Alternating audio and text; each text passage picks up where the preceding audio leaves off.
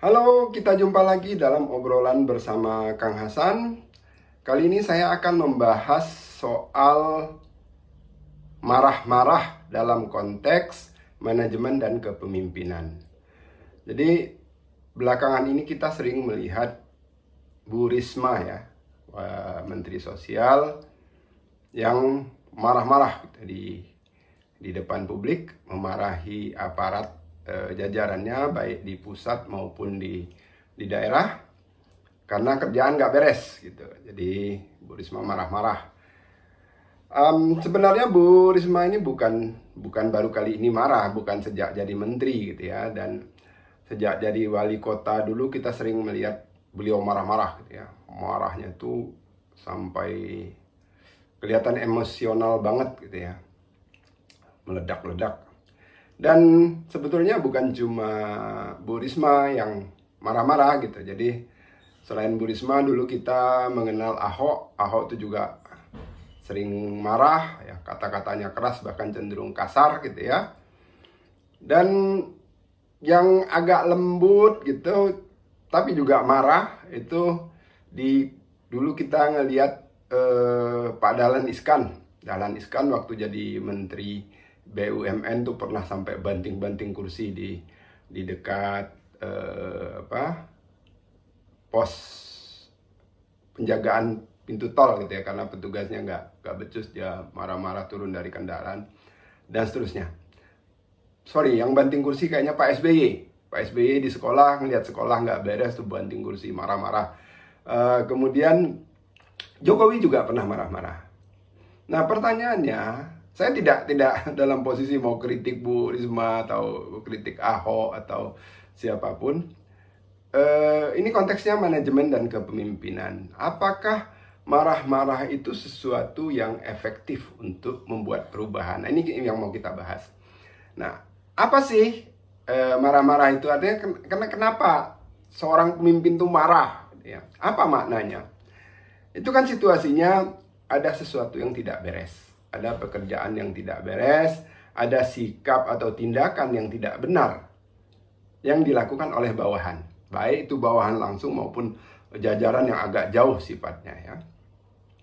Nah, sebenarnya apa yang perlu dilakukan oleh seorang pemimpin dalam situasi itu? Nah, dalam teori job relation ya, seorang pemimpin itu harus bertindak terhadap masalah yang terjadi di lapangan. Nah, cuman ketika dia bertindak, ya, hal pertama yang harus dia tetapkan sebelum dia bertindak itu adalah apa tujuan tindakannya. Nah, nanti di akhir dia harus memeriksa setelah bertindak tadi, setelah memutuskan mengambil tindakan kemudian bertindak, dia harus memeriksa apakah tujuan dia tercapai atau tidak. Nah, ini penting bagi kita untuk pemimpin. Jadi, ketika Anda mau bertindak terhadap seseorang dalam hubungan kerja, job relation tadi, Anda harus bertanya dulu pada diri Anda, tujuan tindakanku ini apa? Seringkali tindakan yang diambil itu tidak nyambung dengan persoalan yang sedang dihadapi dan akibatnya itu tidak menyelesaikan masalah. Nah, ini kepemimpinan menjadi tidak efektif. Nah, sekali lagi tanyakan apa tujuan tindakan kita. Dan di akhir sekali lagi cek apakah tindakan itu mendapatkan hasil sesuai dengan tujuan tadi atau tidak. Nah, dalam konteks tadi, kayak misalnya Bu Risma menemukan seseorang pekerjaannya tidak beres. Dia marah. Sebetulnya yang diinginkan apa? Dia ingin mengoreksi ya, agar pekerjaan ini dikerjakan dengan benar. Jadi kalau ada orang bekerja tidak benar, kita kan ingin koreksi nih. Koreksi supaya pekerjaannya benar. Ya. Bagaimana cara ngoreksinya? Ya, pertama kita beritahu bahwa itu salah. Kemudian kita beritahu bagaimana yang benarnya seharusnya kan. Jadi terlihat nanti gap antara yang seharusnya, yang di atas dan yang sedang terjadi. Karena saat ada gap itu maka ada masalah di situ. Nah, kemudian pada keadaan tertentu, tidak selalu begitu, tapi pada keadaan tertentu kita harus beritahu cara mengoreksinya, cara memperbaikinya itu apa. Ya, langkah-langkah untuk perbaikan. Ditambah, kalau misalnya ini kejadian yang sudah berulang, kita perlu tekankan, ini kenapa terus berulang? Artinya tidak ada evaluasi, kan? Tidak ada evaluasi. Nah, kita mintakan agar dilakukan tindakan pencegahan supaya ini tidak berulang. Ya, ditambah kalau misalnya ada indikasi kecurangan, kita harus ingatkan soal peraturan yang mungkin dilanggar. Di situ berikut sanksi-sanksinya. Ingat, di sini mengingatkan, menjabarkan adanya kemungkinan pelanggaran aturan dan mengingatkan tentang sanksinya. Berbeda dengan mengancam. Nah, nanti kita akan bahas soal mengancam di belakang. Nah, ini semua bisa dilakukan dengan prinsip atau dengan retorika manajemen.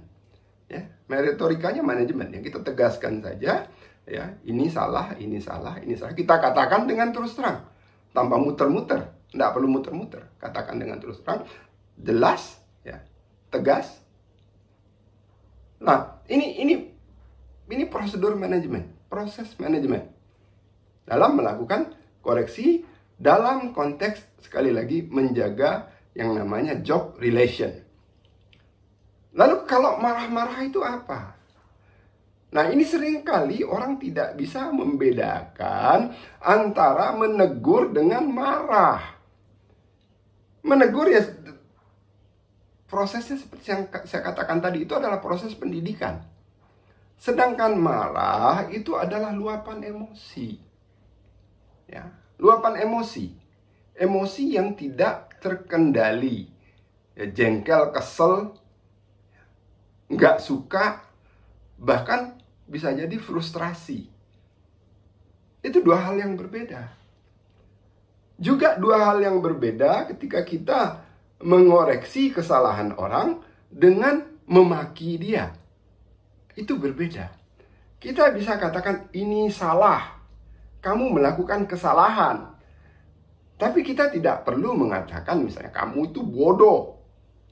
Itu sudah di luar konteks manajemen. Itu sudah insulting gitu ya. Sudah pelecehan ketika kita mengatakan seseorang itu bodoh. Nah, sama seperti kita tegaskan ini ada kemungkinan pelanggaran atau ini melanggar. Ya, melanggar. Sanksinya adalah ini. Kalau pelanggaran ini terbukti. Itu berbeda dengan mengancam. Misalnya kayak kemarin, ya, saking tidak terkontrolnya kan sampai keluar kata-kata, nanti tak mutasi ke, itu kan sesuatu yang mungkin secara manajemen, secara prosedur bisa saja orang itu dipindahkan, tapi konteksnya sudah bukan lagi manajemen di situ. Itu sudah soal like and dislike.